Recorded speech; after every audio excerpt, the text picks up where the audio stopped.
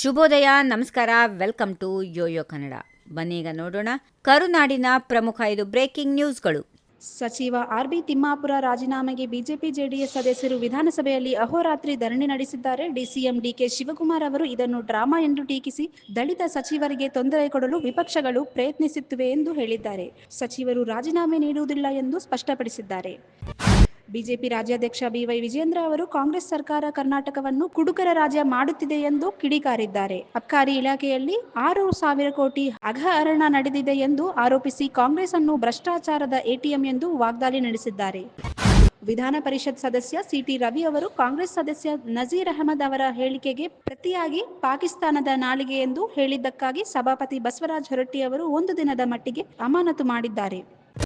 ಕಾರವಾರದ ಸಿದ್ದಾಪುರದಲ್ಲಿ ಜ್ಯೋತಿಷಿ ಕಮಲಾಕರ್ ಭಟ್ ಅಕ್ರಮ ಸಂಬಂಧ ಆರೋಪದಲ್ಲಿ ವಸಂತ್ ನಾಯಕ್ ಕೊಲೆಯಾಗಿದ್ದಾನೆ. ವಿಧಾನ ಪರಿಷತ್ ಸದಸ್ಯ ಬಿಕೆ ಹರಿಪ್ರಸಾದ್ ಅವರು ಬಿಜೆಪಿ ಶಾಸಕ ಎಸ್ ಸುರೇಶ್ ಮತ್ತು ರಾಜ್ಯಾಧ್ಯಕ್ಷ ವಿಜೇಂದ್ರ ಅವರು ಪಾತ್ರ ಕುರಿತು ಪ್ರಶ್ನಿಸಿದ್ದಾರೆ. ಇದರಿಂದ ರಾಜಕೀಯ ಆರೋಪ ಪ್ರತ್ಯಾರೋಪ ಜೋರಾಗಿದೆ. ರಾಜ್ಯಸಭೆಯಲ್ಲಿ ಮಾಜಿ ಪ್ರಧಾನಿ ಎಚ್ ಡಿ ದೇವೇಗೌಡರ ಗದ್ಗತಿರಾಗಿ ಮಾತನಾಡಿ ಕರ್ನಾಟಕದ ಕುಡಿಯುವ ನೀರಿನ ಸಮಸ್ಯೆ ಗಂಭೀರವಾಗಿದೆ ಎಂದು ಹೇಳಿದ್ದಾರೆ. ನೀರಾವರಿ ಯೋಜನೆಗಳಿಗೆ ಕೇಂದ್ರ ಸರ್ಕಾರ ಅನುಮೋದನೆ ನೀಡಬೇಕು ಎಂದು ಮನವಿ ಮಾಡಿಕೊಂಡರು.